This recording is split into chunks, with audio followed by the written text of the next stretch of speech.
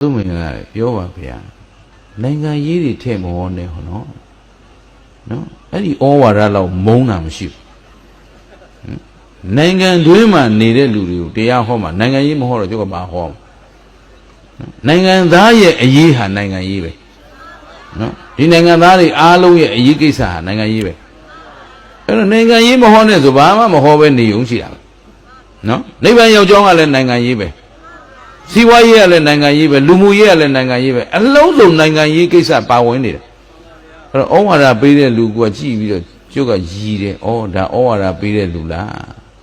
နော်ဩဝါဒပေးတဲ့ပုဂ္ဂိုလ်ဆိုမင်းတရားဓမ္မတွေကိုအကျိုးရှိအောင်သိက္ခာရှိအောင်မင်းသိထားတတ်ထားတဲ့ဘဝတုတ္တတွေနဲ့ပညာကောင်းကောင်းပေးစမ်းပါကွာလမ်းမှန်ရအောင်ဆုံးမဟိအမြင်မှန်ရအောင်ပြောစမ်းကွာဓမ္မဩဝါဒဖြစ်မှာပေါ့လာလိုက်နိုင်ငံရေးပြောနေမင်းအမေနိုင်ငံရေးကဘာဖြစ်နေလို့နော်ဗယံပရာဖြစ်နေတဲ့ဒီဘယုတ်ဒုက္ခနိုင်ငံရေးကိုမပြောလို့ရမလားပြောတယ်မဖြစ်တော့ခုပြောမှနိုင်ငံရေးနော်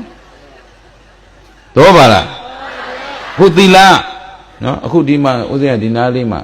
ဖြာပုံကြိုက်လက်လမ်းကိုကြည့်လိုက်တယ်မဟုတ်ဘူးဟောနည်းနည်းတော့လမ်းအင်္ဂါရလေးနဲ့တူလာပြီกว่าဆိုတော့အဲ့ဒါဗမာပြည်ကဖောက်တာမဟုတ်ဘူးတဲ့ငါထင်တယ်လို့ဒီဟာတွေဘာမှသိတဲ့ဟာတွေမှမဟုတ်ပဲနော်အခုကားလမ်းကလေးသူ့လမ်းလေးနဲ့သူမြင်းချောင်းလေးတွေဆွဲလို့တတ်တတ်ရရမရှိဘူးလားမရှိပါဘူးအဲ့ကားမောင်းတဲ့လမ်းဘေးမှာမြင်းချောင်းတစ်ချောင်းအပူတားပြီးဘေးမှာအပူထုတ်ပေးတာအဲ့ဘာလို့ဩဆိုင်ကဲသွားဖို့ဩတာရုသိကြတာပဲနော်အပမပြည်ကနာလပိန်းတုံးတွေကခုထိမသိဘူးဗျအဲ့ဒါဟင်ဆိုင်ကယ်ရှိတဲ့မြို့တွေမှာဆိုင်ကယ်လမ်းသီးသန့်မသွားဘူးလားအေးစပိန်လမ်းဆိုင်ကယ်လမ်းလူသွားလမ်းလူ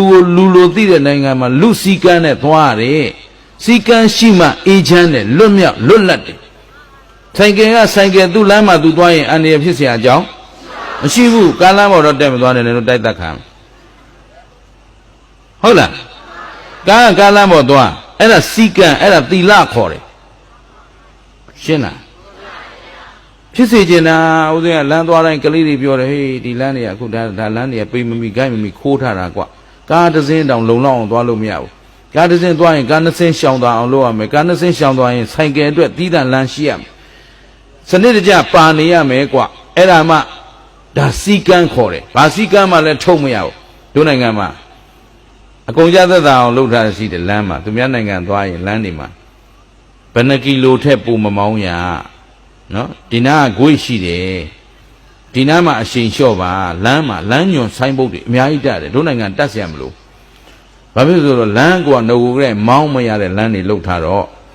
နော်အရှိန်လည်းသတ်မှတ်เสียမလို့သလိုအရှိန်လျှော့ခိုင်းเสียလည်းမလို့ဟုတ်ကလားအဲ့တော့ဘသူလွဲဘသူလမ်းမှမရှိတဲ့အတွက်အမှုဖြစ်တဲ့ခါကျတော့လေအကုန်လုံးတရခံကြီးပဲရဲစားဖို့ပေါ့ကွာဟုတ်ကလားဘာလို့ငိုကိုလည်းအကွက်ဆင်ထားပြီးသားနော်ကုန်ကြစည်သက်သာအောင်လုပ်ထားတာစီကံတန်ဖို့ကိုမသိဘူးလျော်စွာမသိတာသီလရဲ့တန်ဖို့ကိုလျော်ကန်စွာမသိတာအလုံးလေသမားလေစိုက်တဲ့ပုဂ္ဂိုလ်မှာလေသမားစီကံရှိရမယ်ခမတောင်သူလုပ်တဲ့ပုဂ္ဂိုလ်မှာတောင်သူစီကံရှိရမယ်အဲ့ဒီစီကံတွေဖောက်ဖျက်ရင်နင်တို့လေတွေလည်းပြက်မှာပဲခုလည်းပြက်နေပါပြီတော့ပါလားလေမြေဆိုတာကိုယ်လေထဲမှာစိုက်တဲ့ပြိုးတဲ့အပင်နဲ့နောက်နှစ်ပြန်ပြီးတော့စိုက်ဖို့မြေဩဇာနဲ့ဒီမြေစီနဲ့မြေဩဇာနဲ့ဒီအပင်နဲ့ကိုလျော်ကန်ပြီးတော့ကိုစခိုင်းစီတဲ့ဒီတလိษံတွေကကြလာမဲ့မစင်တွေနွားချီနောက်ချီတွေနဲ့ဒီကကြံရှိခဲ့မဲ့ကိုရိတ်ထားခဲ့တဲ့နောက်လေအတွက်မြေဩဇာကြံအောင်ရိတ်ရတယ်လေရိတ်တဲ့ခါလေသမားစီကန်းဆိုတာအဲ့ဒါ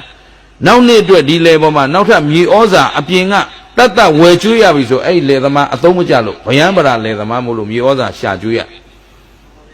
တော့ပေါက်လားအဲ့ဒါတော့နားမလဲတော့သီလစီကန်းကိုလျော်စွာမသိတော့ခန္ဓာတိုင်းမှာအင်ဂျင်နီယာကအင်ဂျင်နီယာစီကံဆရာဝန်ကဆရာဝန်စီကံကျောင်းဆရာဆရာမကျောင်းဆရာဆရာမစီကံအိမ်တော်ရှင်မကအိမ်တော်ရှင်မစီကံအိမ်တော်ရှင်ကအိမ်တော်ရှင်စီကံအိမ်တော်ဦးစီးကအိမ်တော်ဦးစီးစီကံနေရာတိုင်းမှာစီကံမရှိဘူးလား